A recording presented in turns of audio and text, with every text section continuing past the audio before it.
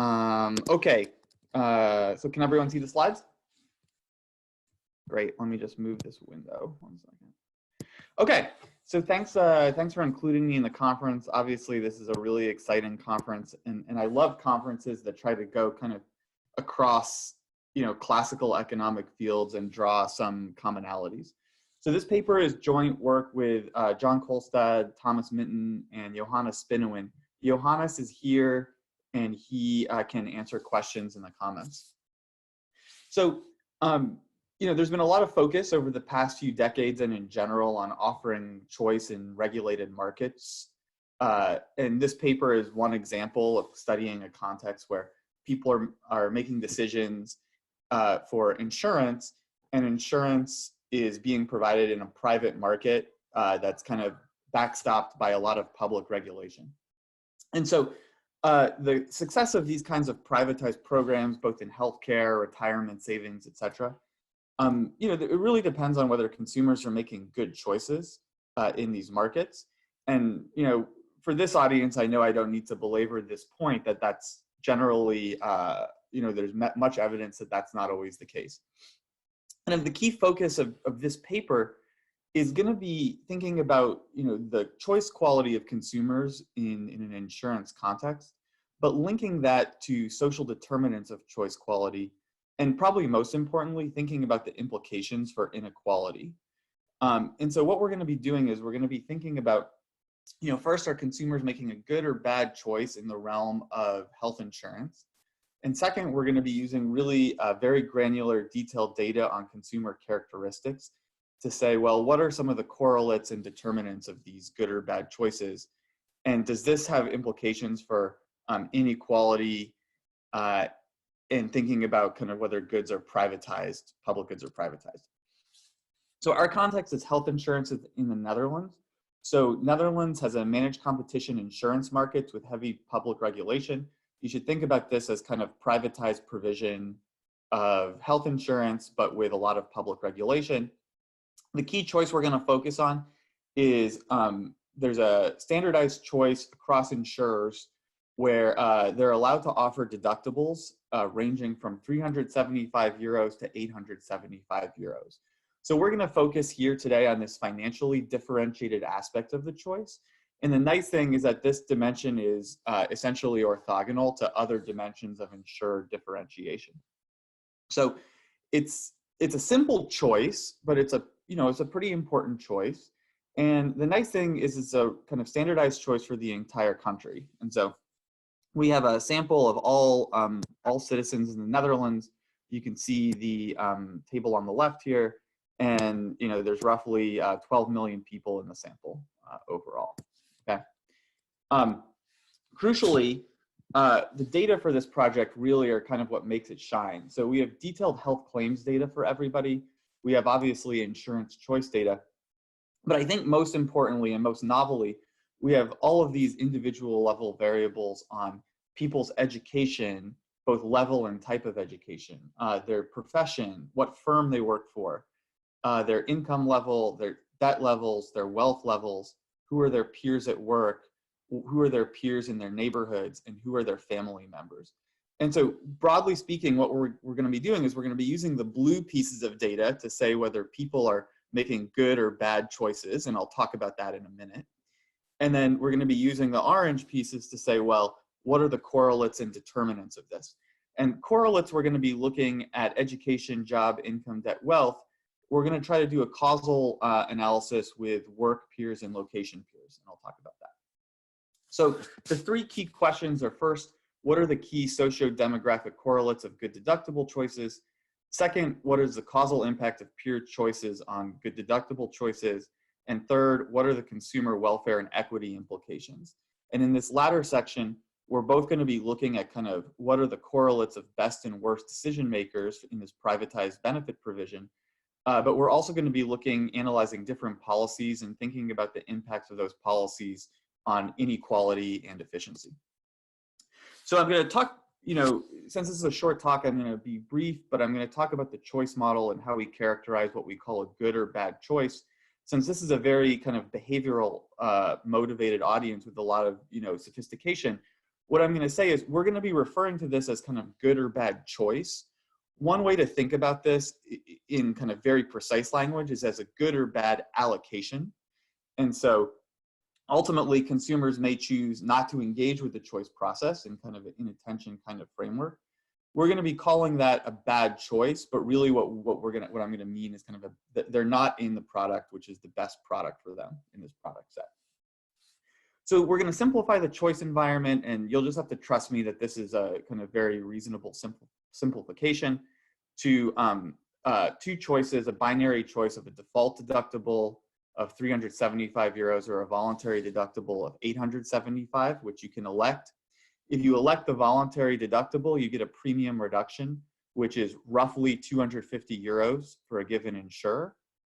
And so, you know, taking those things into account and integrating into an expected utility model, which we have in the paper, you're going to take the extra deductible, or sorry, you should take the extra 500 euro deductible if the probability your total spending is less than 375 euros is greater than 50%, okay? And we have kind of a number of iterations in this and descriptions of this, but basically you should think about this as a pretty simple choice, and a pretty simple choice to assess. One nice thing is, of course, one key motive for insurance is risk protection, and the kind of optimality or the threshold for optimality and whether one choice is good or another choice is good, it's really not very dependent on risk aversion parameters, which range across the distributions estimated in the literature. So we're not going to estimate risk aversion, and we're just going to do, you know, in the paper, we do some bounds as a function of this. So we kind of a key underlying bedrock for what we do here is we use machine learning and the detailed data to predict a probability that individuals have costs in the low range versus in the high range. We have a lot of individual specific predictors, which you can see here. We do the prediction on 1 million people, and we have a holdout sample of approximately 12 million that we do the rest of the analysis on. Here you can see on the x-axis the prediction of the probability that you have low costs, so that your predicted spending will, or that your ultimate spending will be below 375 euros. The y-axis is the density. And here what you can see is if you're to the right side of this graph, you should be choosing the 500 euro deductible. If you're to the left incrementally, if you're to the left side, you should be taking the default deductible. And you can see that the kind of high and low risk aversion thresholds really don't have much of an impact on this choice, okay? So, oh, and the last thing I should say is the risk prediction model fits really well. I'm not showing you that here, but the fit of that model is very good. So here, I'm going to show you quite a few charts now, which kind of have a similar format. So I am going to take a minute to kind of make sure, you know, I tell you about this format. The format for the charts is going to be on the x-axis. We're going to have the probability that you're low cost. So to the right are the people who should be choosing the high deductible. To the left are the people who should be choosing the low deductible. And then the y-axis here is going to be the share who are taking up the incremental deductible, okay? And so here what you can see based on the data is that people further to the right who should be taking up the higher deductible are more likely to do so. But what you can see is that here, if you look at the dashed line here is basically what people should be doing in kind of a strict allocation sense. Whereas you can see the blue dots are what people are actually doing. So this shouldn't be surprising to people here. The 375 euro deductible is typically a default option in this setting. And what you see is that people are sticking with the default option. They deviate from the default option based on their health status in a way that's pretty good in the sense that you have healthier people who are the ones who are deviating, but still way too few of those people are deviating, okay? So what are we going to do with this model? We're going to investigate the relationship between social factors and deductible choice. I'm going to go in two sections here. First, I'm going to talk about correlates of choice with human capital, financial capital, and environmental effects. And for these kind of three things, what we're going to do is I'm going to present for you both unconditional correlations as well as regression estimates. And so I'll talk about those things in turn, okay? First, some unconditional correlations. Here, this is unconditional correlations with education. And what you can see here are plots similar to what I showed you before, but stratified by level of education. So here we have less than high school all the way up to further studies, which means advanced degrees. And what you can see here is that people who have more advanced education, so further studies, college, high school, further studies in college, are making better choices, where better choices here means that you're sloping up more strongly, moving from left to right. So the people who should be choosing high deductible plans are more likely to do so. And this is, to be clear, this is an unconditional correlation. So there could be other things going on in the background, and I'm going to talk about that in a minute. This is the same chart showing by income. And so here, if you're in the 4th income quartile, which are the people who are earning the most money, you see those people making the quote unquote best choices. And they're the orange circles. And you see the poorest people here making the worst choices. So being less likely to elect the higher deductible when they should, okay? So what we do to make these kind of less unconditional or conditional on a range of things is we do a regression. And the regression has a dependent variable, the take up of the incremental deductible. And there are X variables, which are these covariates like education and income. And then H is the probability that your costs are low, okay? So we're gonna, for a given group, say people with a PhD or people with high education, we're gonna have both a level effect. So are you more likely to choose a high deductible kind of as a flat line moving up in these charts? But also, are you more likely to make the right choice? So are you more likely to make the best choice when you're in poor health versus when you're in good health? Okay, and this interaction term, the beta 3, is really the most important term here, because that's really showing, you know, are these people, are people in certain groups really making better choices? And so this regression table shows these interaction coefficients for a range of factors. And the key thing I want to get across here is that in this one regression, what we're doing is we're kind of studying at the same time, simultaneously, education, income level, age, gender, and we have insurer fixed effects, which are kind of taking out any specific effects of a given private insurer. And so what we're finding here with these coefficients, and the way to interpret these, is that, for example, if you are in college or you have further studies and you're in good health, then you're 20% more likely than someone in the leave-out group, so below high school education, to make the right choice, which is to choose the high deductible, okay? And you can see here that the education variables are much more important in explanatory power than the income variables. So the unconditional charts, the education one is closer to what we're finding in the regressions than the income charts. In some sense, education is more predictive than income here. Then what we do is we look at field of study in education. And here we have many fields, and I just selected 6 here. And the regression results on the left show the lift in quality of choices for people in good health in specific fields. And what we find broadly is that people in more quantitative fields are making better choices. So for example, statistics, people who have a statistics degree are 20% more likely to make a good choice of choosing the high deductible when they're in good health, okay? Whereas people who are hairdressers or security guards are kind of making worse choices than the leave-out group, which you can see at the bottom, okay? I'll gloss over this, but this is kind of a table just showing you that we have many, many different fields, education fields. So I took out these 6, but we have quite a few fields, and we've kind of done the analysis for many of these fields in the paper. So then we have professional sector. This is the kind of job you have. And here we have some similar features where if you're working in business services or in insurance, you're more likely to be making a better choice when you're in good health. So you have a stronger gradient between your health level and your deductible choice, which is kind of what we're trying to predict. Okay, moving on to personal finance. Here we have similar regressions, and what I've taken out here, or what I've kind of carved out for you in the regression table, are the specific income and financial variables of interest. In the background here, there are lots of all the other controls, so health, education, income, etc. And what you can see here is that people with higher net worth, so the people with the highest net worth, are 6% more likely to be making the kind of right choice when they're in good health, as opposed to people in the lowest quartile of net worth. And here in the bottom kind of section here, we're looking at things like liquidity. And so people who have savings of greater than 2,000 euros in their bank account, they're more likely to make a better choice, all else equal, by 3 percentage points when they're in good health.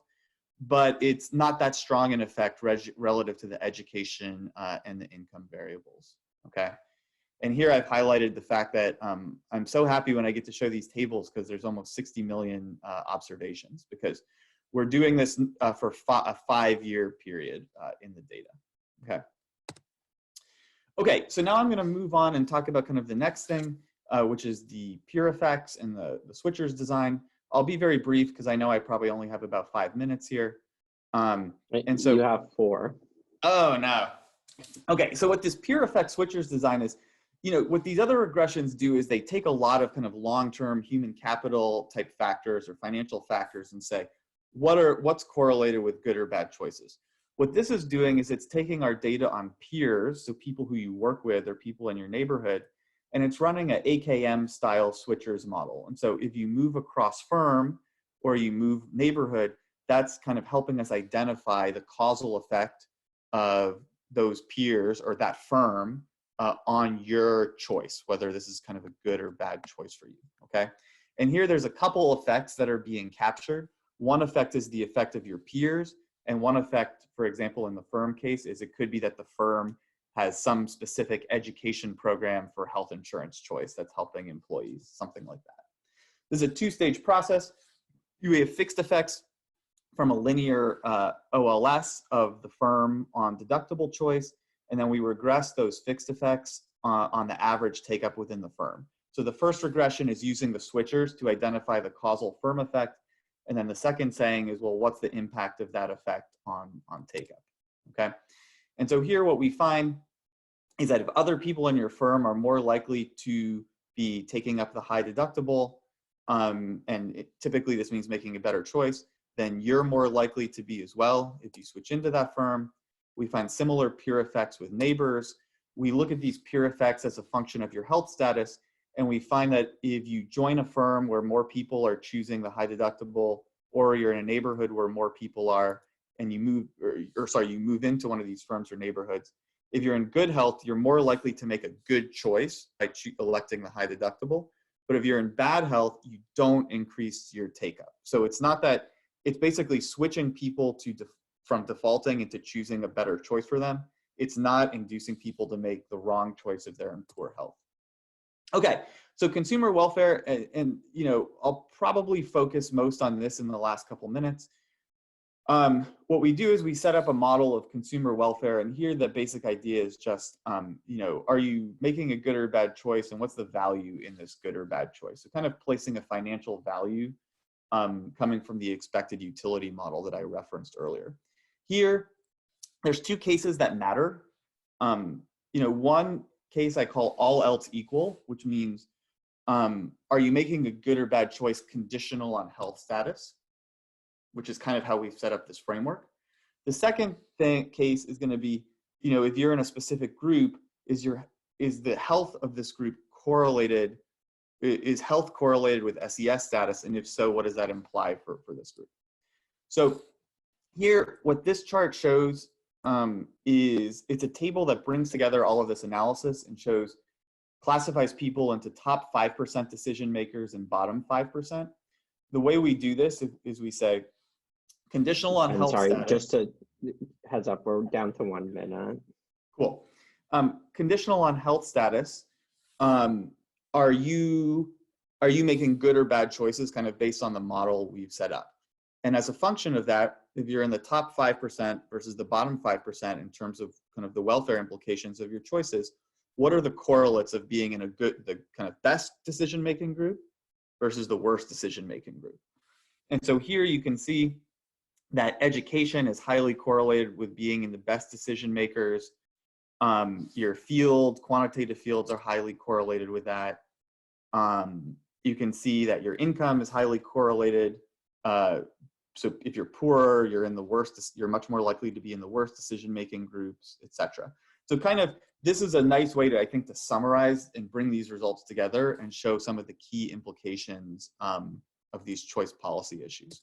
Okay, I'm not going to talk about the counterfactuals in the interest of time, but what we do there is we take this framework and we study insurance mandates, and then we study smart defaults or targeted default policies. And we say, well, what are the implications of these policies for efficiency? But then what are the implications of these policy for if kind of social welfare when we also have aversion to inequality, okay? And I think that, you know, thinking about that in this context is really important given some of these underlying correlations. Okay, we also have a choice model that works on kind of predicting some mechanisms underlying these patterns. Obviously, I'm not gonna get to go over that right now. So let me wrap up. You know, I think what this paper does is it studies the entire population of the Netherlands. It studies an important choice that's been privatized but is heavily publicly regulated. Average choice quality in terms of the allocation is low. There's significant heterogeneity by key social factors: education, exposure to peers, insurers. The way, you know, the results turn out really show that choices are kind of systematically worse for lower income, lower SES consumers. And so an obvious implication of this is that choice-based policy can kind of exacerbate inequality. Smart defaults help a lot in this setting, especially for those consumers. And I think, you know, I didn't talk about the literature at all, and that was probably a good decision.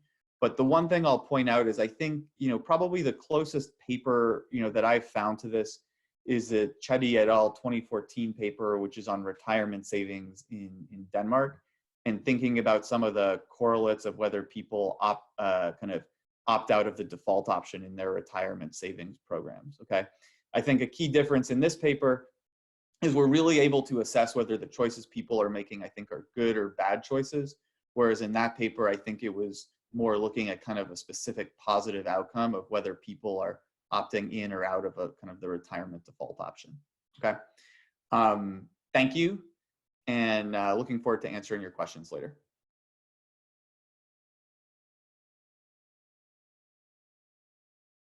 There we go. How's that?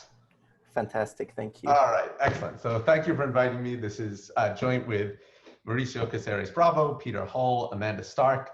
I realize this is the 16th presentation in 2 days. So what I would urge you to do is your memories of this talk will be colored by that fatigue. You need to update by about 1.5 to 2 standard deviations, whatever your experience of the talk is. It was actually much better than that. All right, so to preview our findings, what I'm going to try to convince you of in the next 19.5 minutes is that there are huge differences in causal mortality effects of health insurance plans. Despite this, consumers and their choices are only weakly responsive to these differences. This is a big problem for private health insurance markets.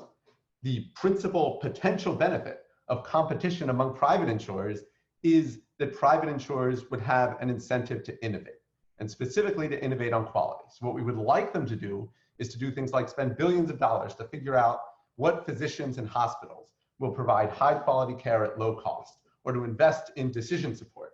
So you have an AIA to help physicians make better decisions. But they're not going to have an incentive to do that if consumers don't respond to improvements of quality in their decision making.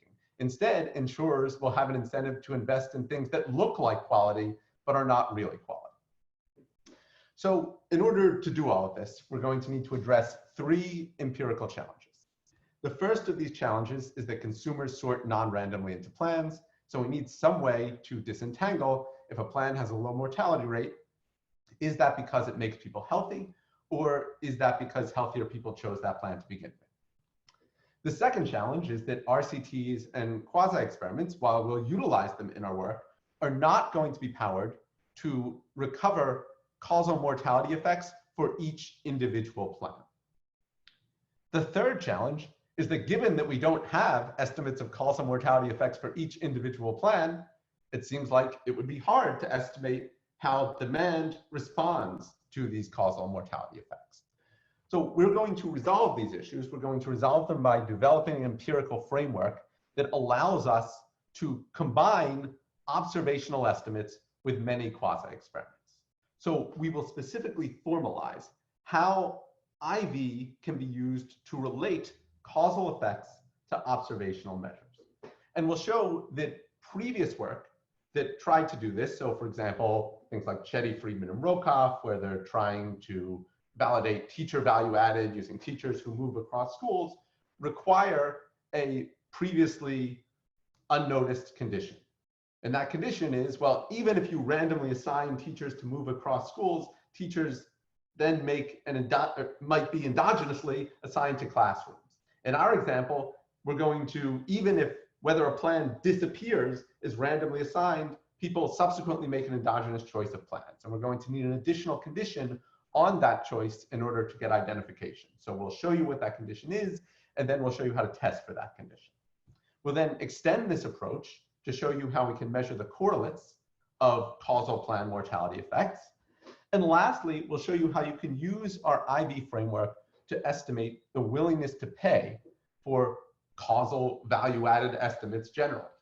So prior to this paper, if you had asked me a year ago, what would I say? Well, what most papers do in this literature is they get the observational value-added estimates, then they validate it using quasi-experimental variation, and then they just throw the observational estimate into a choice model and say we've estimated the willingness to pay for quality. That turns out to be wrong, because even if you validate the observational estimates using quasi-experiments, that doesn't mean that observational things like mortality rates are exactly equal to the underlying causal effects. There's still an additional source of noise and measurement error that creates problems if you just throw the observational measure into the discrete choice model. Okay, so this relates to a number of existing literatures. There is a large literature that estimates the extensive margin effects. What happens to mortality if people go from being uninsured to being insured? There's also a large literature that looks at choice among health insurance plans. So Ben and I have each written about 1,000 papers that look at choice among health insurance plans. What we always do, or most of the time what we do, is we say, hey, let's try to find a setting where we can hold physician networks and hospital networks constant so that we don't have to worry about the fact that some plans might be making people healthier than others, and we can just focus on financial choices. Now, there is some work that tries to say, okay, what if we need to value networks? Typically, that work will use revealed preference to try to value networks. What we'll show today is that outcome differences are first order, and revealed preference might be better than nothing, but it fails to value those outcome differences appropriately. All right, so our setting is going to be Medicare Advantage. Any person over the age of 65 in the United States who is enrolled in Medicare has the option of choosing either the public traditional Medicare plan or what's called a Medicare Advantage plan, which are private managed care plans subsidized by the government. About 1/3 of Medicare beneficiaries choose these plans. They're highly differentiated. They have different premiums, they have different benefits, they spend different amounts, and they have very different networks of physicians and hospitals. Right now, the only quality measure that's available to consumers for these plans are what are called star ratings from the Centers for Medicare and Medicaid Services. These star ratings very explicitly do not take into account mortality information, which in fact is not even publicly released. Okay, so we will study the entire universe of Medicare beneficiaries. We'll observe demographics, we'll observe enrollment, we'll observe mortality. We won't observe claims data. So what I'm going to do then, I'll show you how we construct what I'll call observational mortality, basically a transformation of mortality rates for every plan.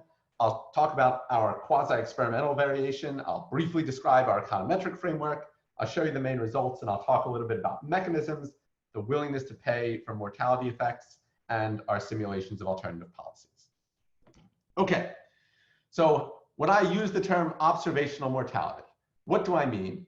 Well, basically, I mean the plan fixed effects in a regression of mortality on plan effects, and then controlling for stuff like age, race, sex, and dual eligible status. That's whether they're also eligible for Medicaid, also controlling for county and year fixed effects. So we're looking at relative effects within a given choice set. Okay, I said basically fixed effects because we also apply this empirical Bayes shrinkage thing. I'm not going to describe it, but assume we do it correctly. So what happens? Well, here are the results of the empirical Bayes shrunken risk-adjusted observational mortality effects.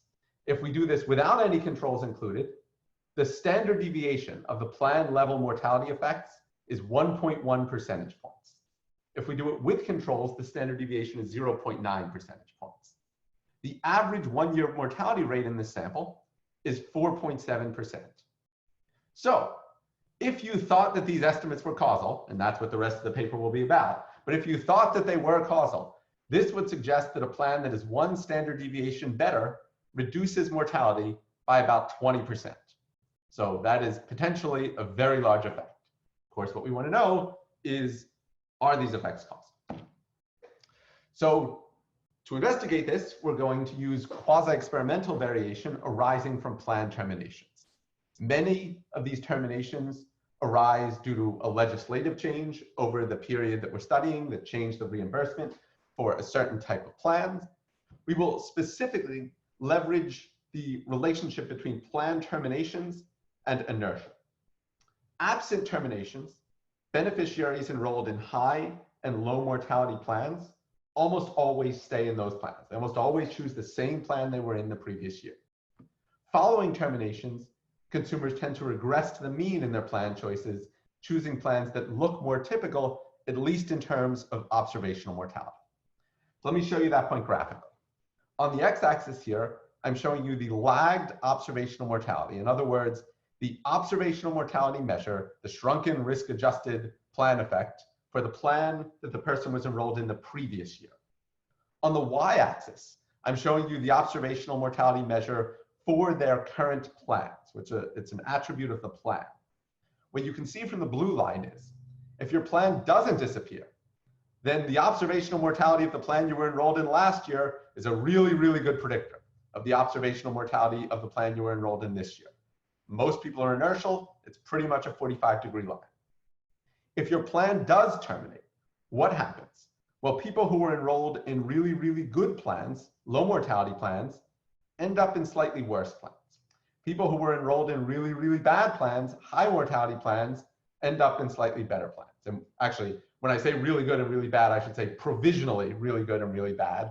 What we're going to try to figure out is, are the plans that look really good and really bad according to the observational mortality actually really good and really bad? So now let me show you another slide. It looks really, really similar, but I have made a fundamental change. On the x-axis, I still have lagged observational mortality. But now on the y-axis, I have the realized mortality of that beneficiary. So what does this graph mean? Well, if you're in a non-terminated plan, the mortality rate of the plan you were enrolled in last year is a pretty good predictor of whether you die this year. If you are in a plan that terminated, if you were in a really, really good plan that disappeared, you become much more likely to die. If you were in a really bad plan that disappeared, you become much less likely to die. So this is consistent with the story where the plans have a causal effect on your mortality. It's not consistent with the story where, oh, it just so happens that it was healthier people who chose this plan to begin with, and whether the plan disappears and they're forced to re-enroll or not, they still end up being healthy. Okay, the mortality rate changes when their plan terminates, inducing them to enroll in a different plan. So let me very quickly describe our econometric framework. Beta J are the average treatment effects of each plan J.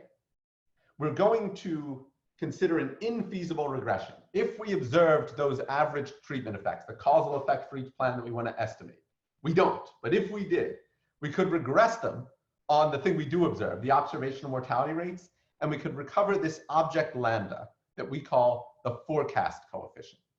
So lambda mu j is the best prediction of causal mortality effects, the best linear prediction of causal mortality effects, given the observational mortality measure. All right, we are going to show you how to use a particular IV regression that corresponds to the graphs I was just showing you in order to identify this forecast coefficient, lambda. I'm not really going to have time to describe in detail, but I want to point out one feature of the math just to give you a little bit of intuition. So we have this infeasible forecast coefficient.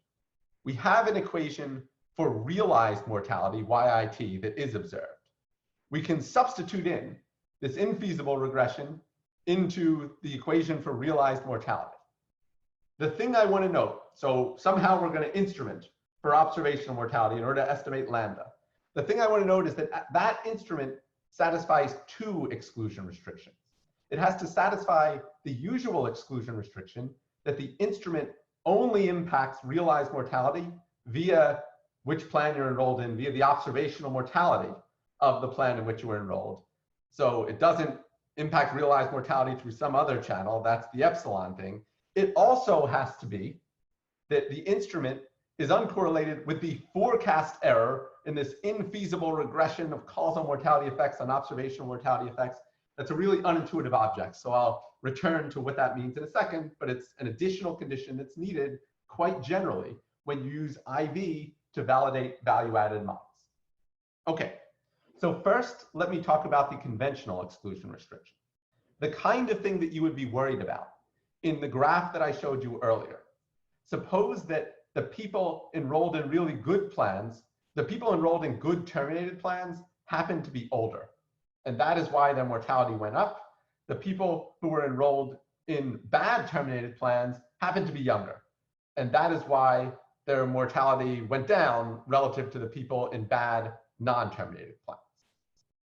That would be a problem.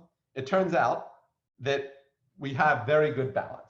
So terminated and non-terminated plans do not differ at any level of lagged observational mortality in terms of predicted mortality. That's things like age, sex, dual eligible status, etc. All right, so then I said we need this second condition. The idea of this second condition is even if terminations are as good as randomly assigned, people make an endogenous choice following the termination of their existing plan. And so we need some condition on those choices for us to have a valid IV in order to get consistent estimates of the forecast coefficient that relates the observational mortality measure with the causal mortality effects.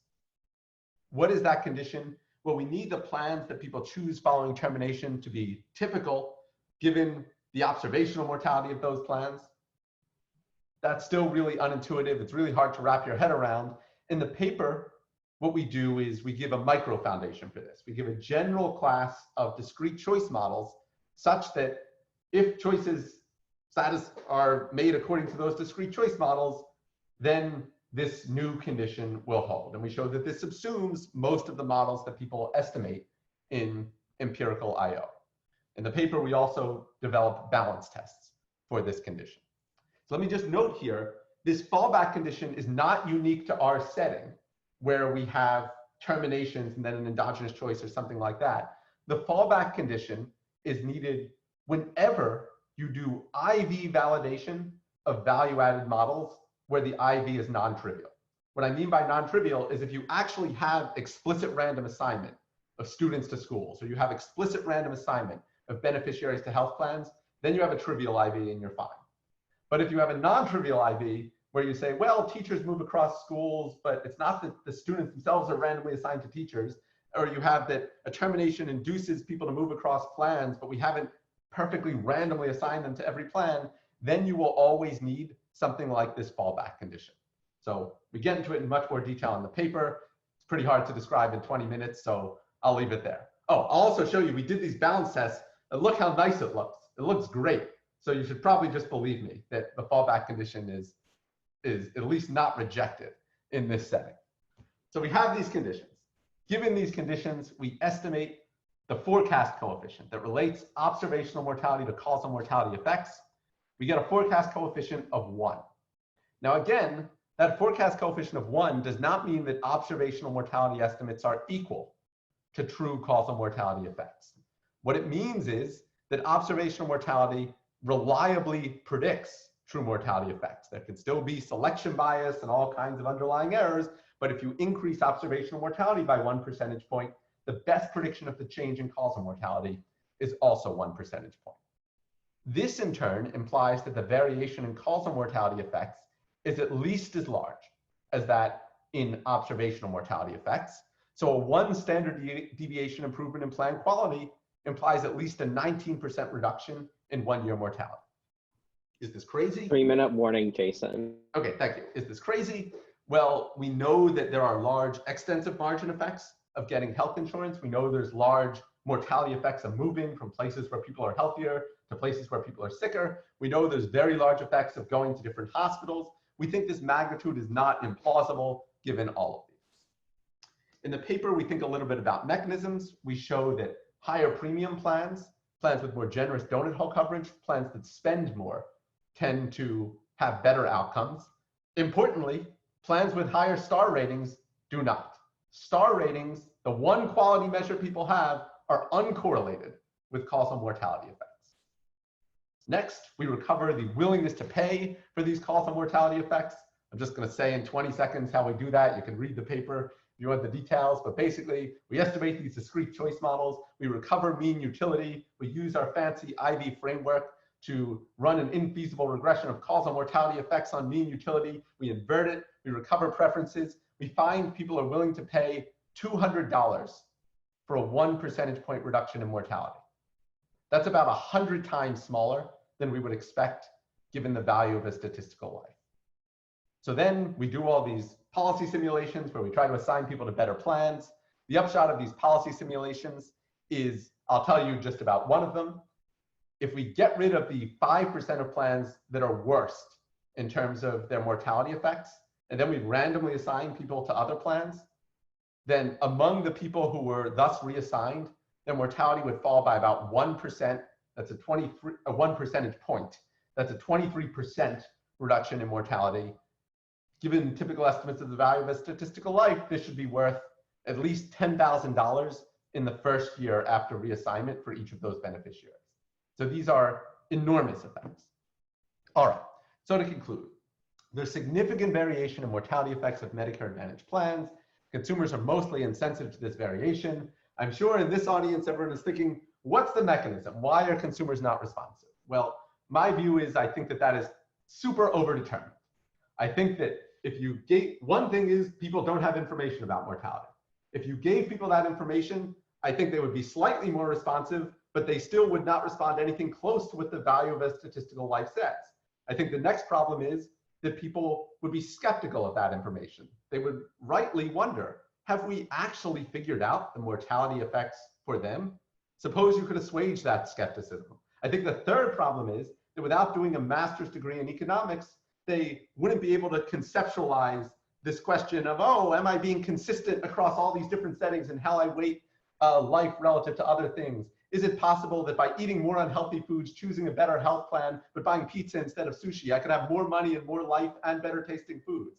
That's a hard thing to conceptualize unless you spent many, many years studying economics. It's not clear we should expect people's choices to be consistent in this respect. So let me just end by mentioning a couple policy responses. One is we could give people risk-adjusted mortality information. I think that would help. I think it won't get all the way towards consistency with the value of a statistical life. A second thing we could do, instead of subsidizing plans with high star ratings, we could subsidize plans that perform well in terms of risk-adjusted mortality. A third thing we could do, we could audit bad plans and possibly remove them from the choice set if they don't have a good explanation for why they had bad mortality effects. Lastly, I think our results strengthen the already strong case for integrating health insurance and life insurance. For saying if you provide health insurance, you also must provide a life insurance policy so that you, as the health insurance company, will have a big financial incentive to help people live longer. All right, thank you. Thanks a lot. Sarah? Great. Let's see here.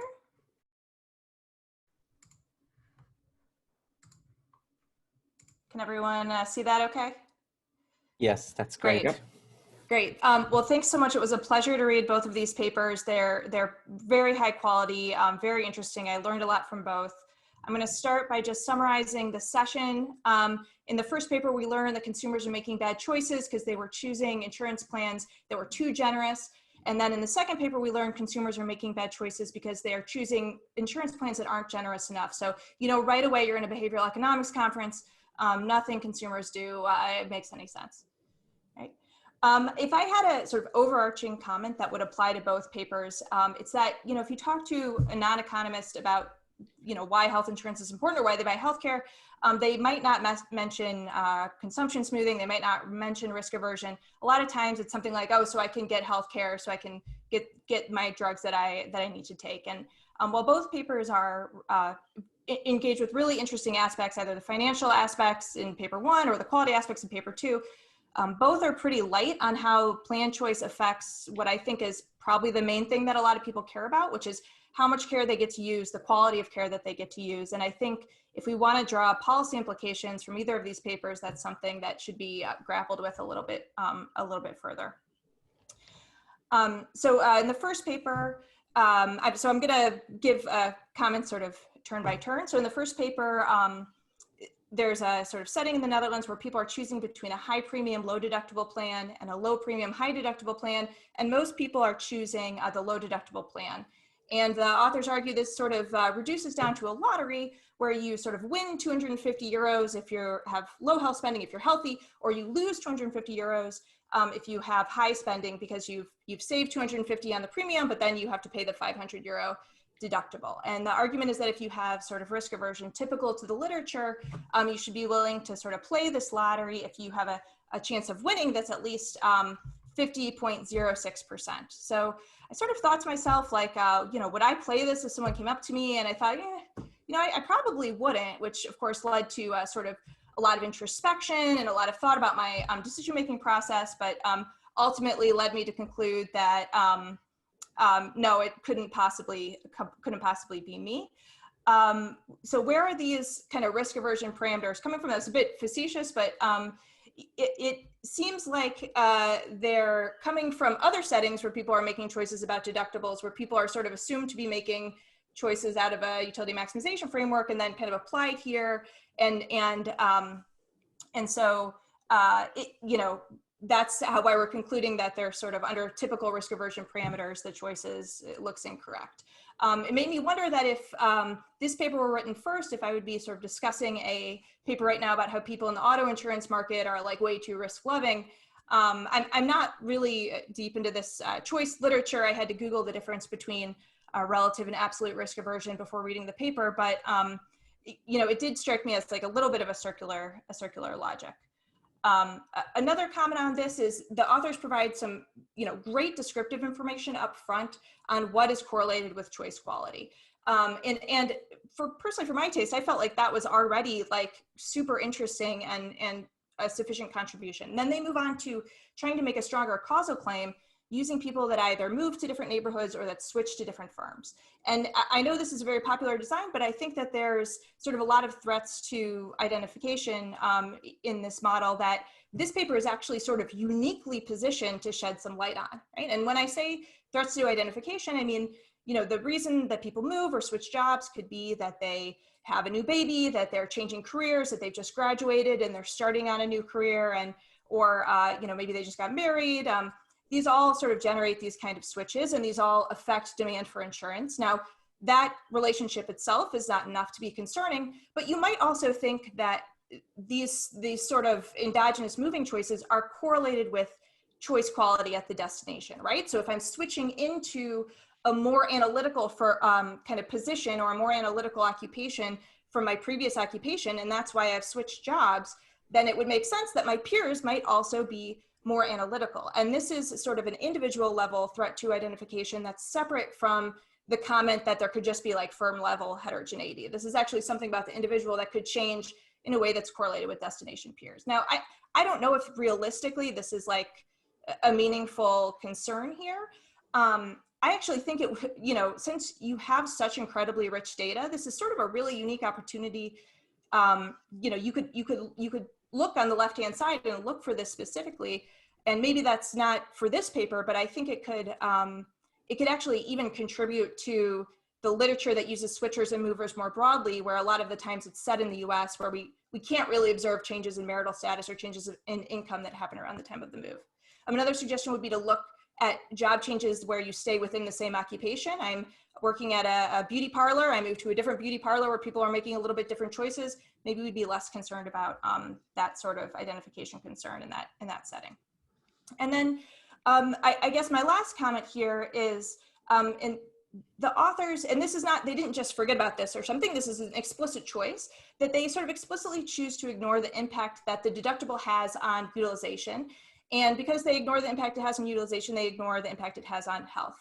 But we know from Ben and his co-authors other, very excellent work that when consumers get into higher deductible plans, they use very different types of care, and they don't use care very well or thoughtfully. They don't make very good decisions on the healthcare front. They cut back on healthcare that we think is actually pretty cheap and really high value and could prevent serious illnesses from arising.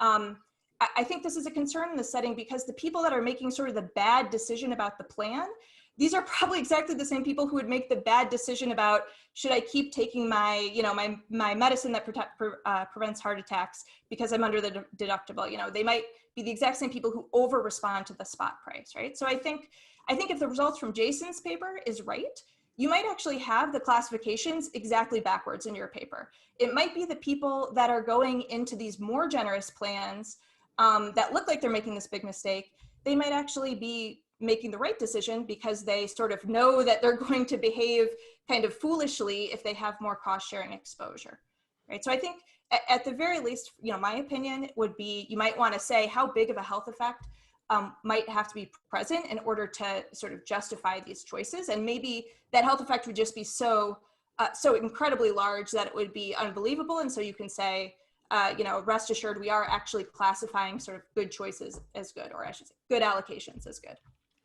Okay, anyway, moving on to extremely large health effects based on the design of your insurance. The second paper looks at the impact of plan exit for Medicare Advantage market. And Jason explained it extremely well, so I won't spend too much time summarizing, but basically when sort of a bad plan leaves the market, people in that plan tend to move into a better plan. When a good plan leaves the market, people in that plan tend to move into a worse plan.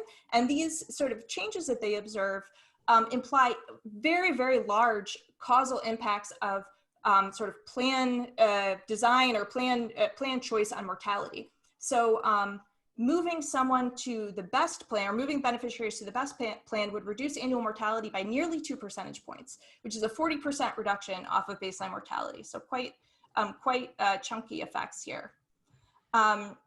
So they're really, really big effects. Could consumers possibly be making such foolish decisions? I would say yes. It seems like consumers are leaving tons of statistical life on the table all the time. So I can say a lot of my work is on Medicaid. It's a free program. Almost no one pays premiums. There's almost no cost sharing to use care. And yet only a small fraction of adults who are eligible sign up for it. It's very perplexing. And there's been RCT evidence recently where the IRS sent letters to people encouraging them to sign up. And much of the coverage that people gained was again, completely free Medicaid coverage. All they had to do was fill out a form. And in this RCT, they estimated that, coverage reduced mortality by 0.2 percentage point per month, right? So we're talking about more than 2 percentage points in a year. So I think, to me, these effects are believable. I think the authors know that this is the sort of big, huge question mark that readers have when they read this paper. What the hell is going on in these plans? Like, what are these bad plans doing that is, killing their beneficiaries? What are these good plans doing that is helping their beneficiaries?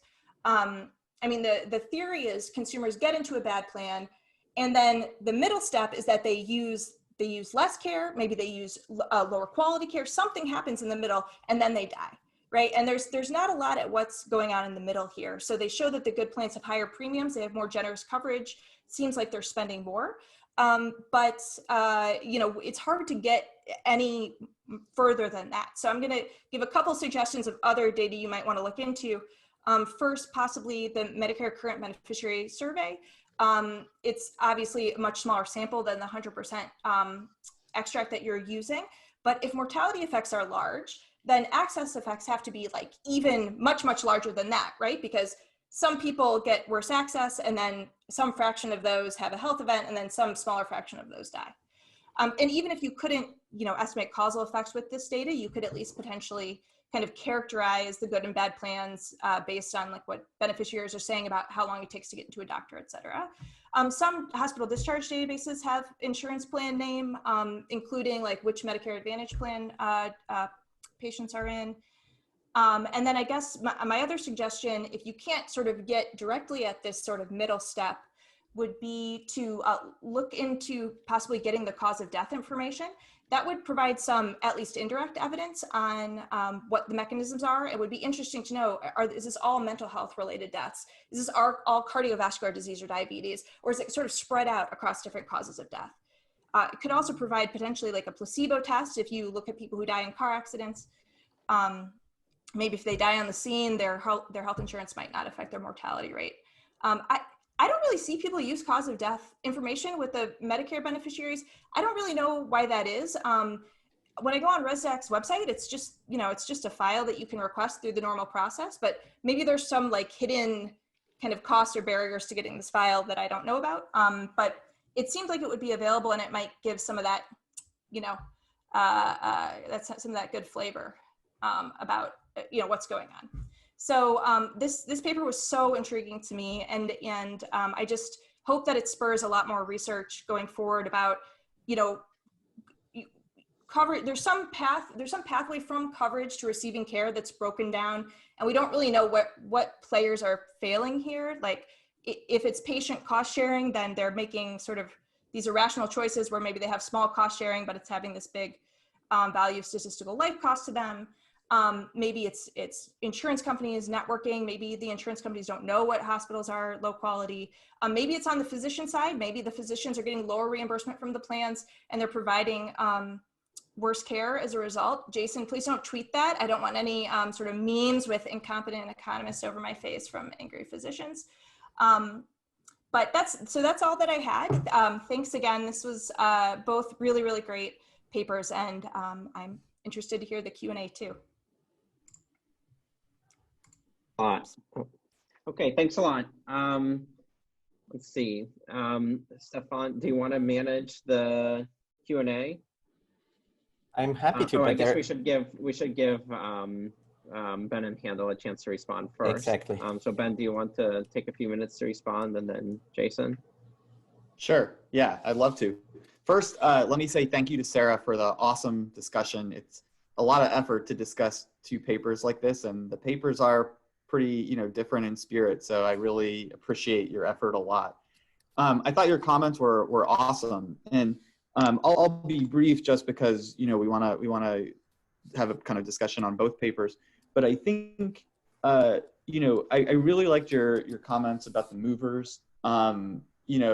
Especially I'd kind of classify what we're doing there right now as what I would call kind of state of the art for kind of the labor literature and labor adjacent literature that does these kind of AKM style designs.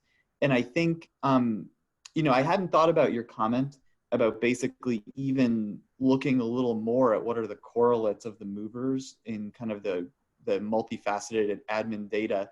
And I think that's just interesting in and of itself for this whole literature that uses these kind of mover designs. So I actually really appreciate that comment a lot.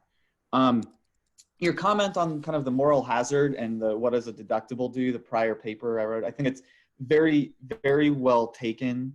One of the nice things for us, and I don't know like how nice this is, but I think it helps resolve this at least a little bit, is that in our setting, because the more comprehensive insurance is the default option, basically what we're getting is we're getting kind of the active choosers, or the people we're calling the more sophisticated good choosers, moving into the high deductible plan.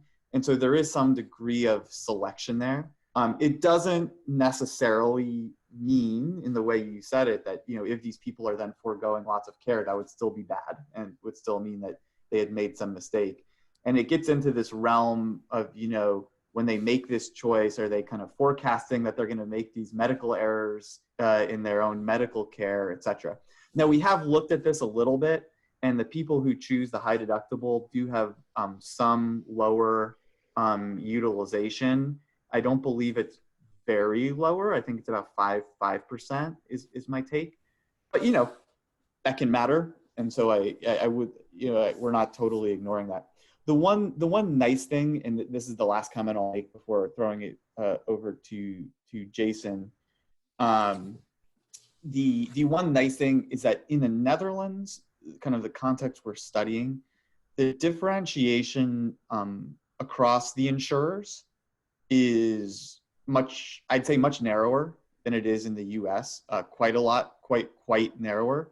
In the US, the network definition is actually kind of one of the key features of what differentiates plans, which kind of motivates Jason's paper. In the Netherlands, I think it's really, really much less so. And so, you know, on your earlier comments on that front, I think in some sense the nice thing is that the deductible choice here, you know, it's at least pretty clear that choice is pretty orthogonal to these other dimensions.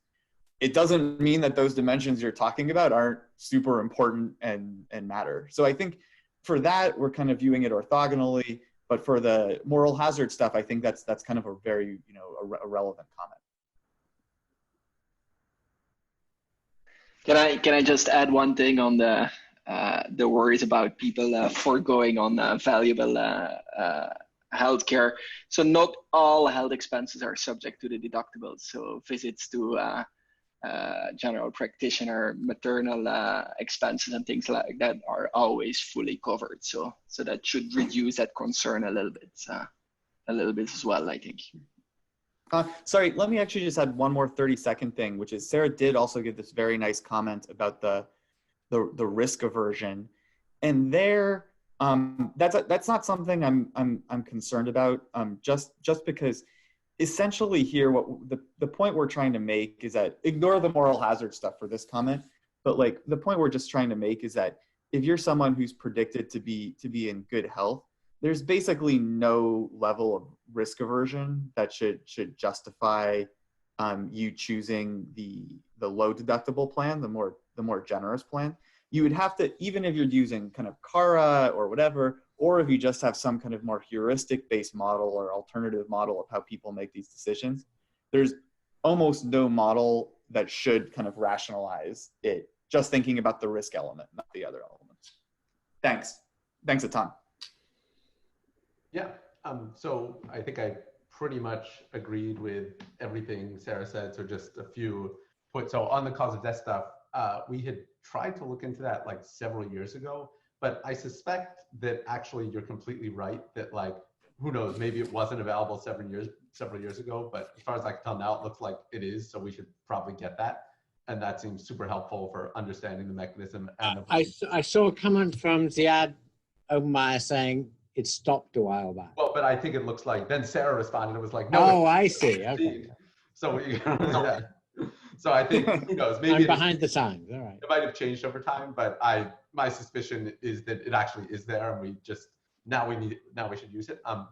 So, okay, and then the and on the last point about the mechanisms, I mean, basically, we looked at the mechanisms we could with the data we have available, but I 100% agree, like what we are working on in follow-up work, assuming that everyone here funds our grants, not looking at anyone specifically, but you know, whoever the referees happen to be, that you should give us lots of money is what I'm saying. So then what we are looking at in that follow-up work is specifically the network angle. So whether it's the case that, so basically we're estimating the physician and hospital fixed effects, then combining that with network data and then building up the inclusive value of the network from that. Now, even that though, I think one of the things you highlighted in your discussion is that when we do that, I expect that to be more important than maybe like premiums or something. Maybe that explains another 15% of the variation. I don't expect that that's going to give us like an R squared of 1, right? I suspect that at the end of the day, there's still going to be this huge residual. So I think there's a lot of room for work because there are many, many things that plans could potentially be doing to impact health outcomes that wouldn't be in the network data. Like maybe it's just like, oh, the plans that have better administrators or that are doing a smarter job of doing the prior authorization. Like some plans really hurt health through that and some plans do it really well. And we could list like 10 things like that. And so I think there is ample room for follow-up work to try to understand what those mechanisms are. If I could just Jason, it's like I'm a little shocked at the numbers you're giving in terms of the effects. Yeah. I think that you were surprised at how big they are. Yeah. And that raises an interesting question, which is if we are uncovering information that we ourselves didn't know.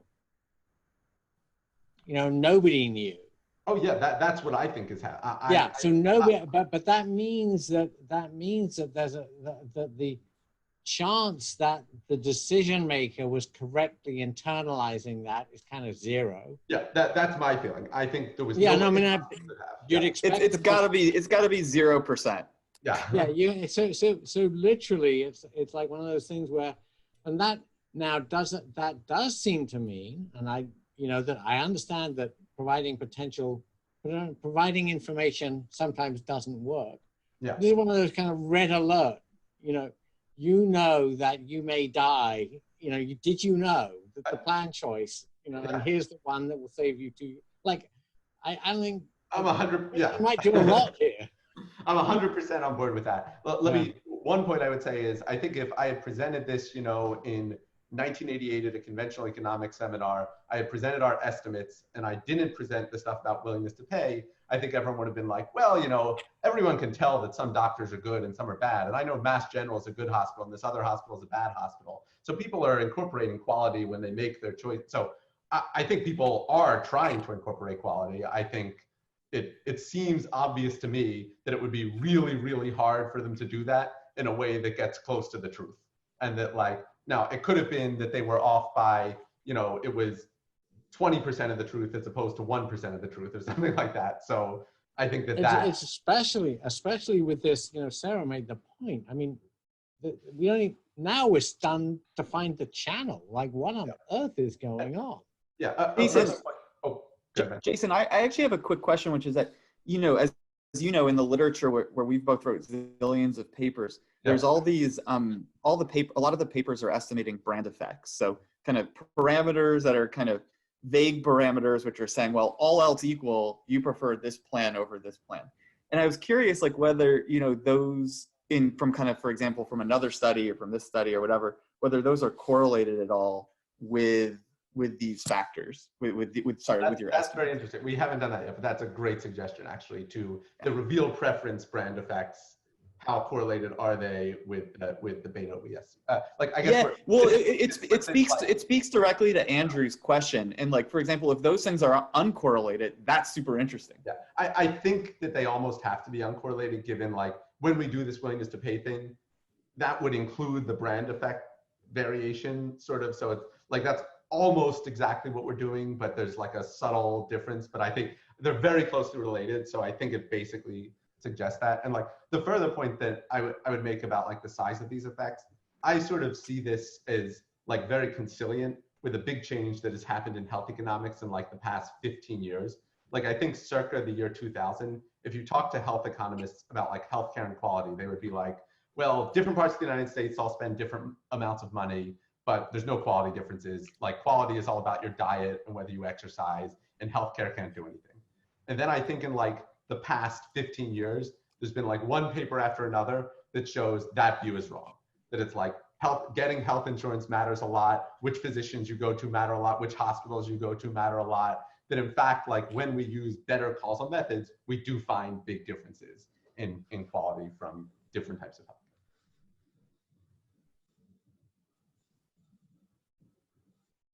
Okay, well, it's 4 p.m. Should we stop here?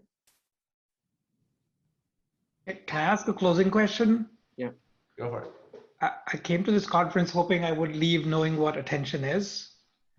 But I feel like I'm just as confused as I used to be. But that's because you just asked a meaningless question. So maybe it'll teach you not to ask meaningless questions. You must have not paid attention, Gautam. Attention is whatever you define it to be in whatever context you define it.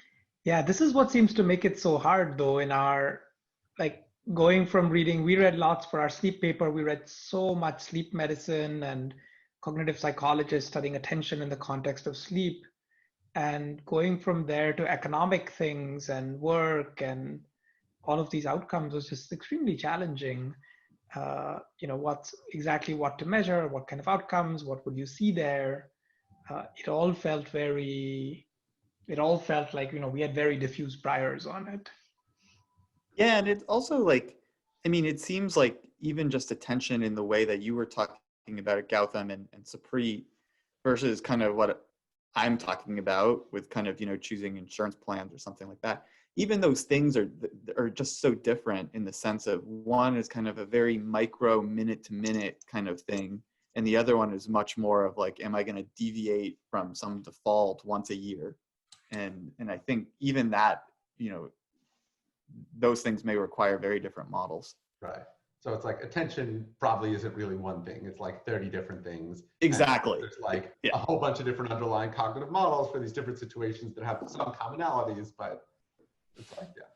It's the cost function on anything, really. Okay. As revealed by the choices. Well, I want to thank you all so very much for showing, and I've been really enjoyable and a wonderful time. And I want to thank Anne Stubing and Ashwita Palakar for making it happen, which was not trivial, and holding me up and allowing me to look like I function. So that was wonderful. Thank you very much. Thanks for being here. Andrew, thank you so much. And thank you, Anne. Thank you. Okay, deal. Thanks a lot. Goodbye. Bye, everyone. Bye, everybody. Bye. Thanks for coming. Thank you.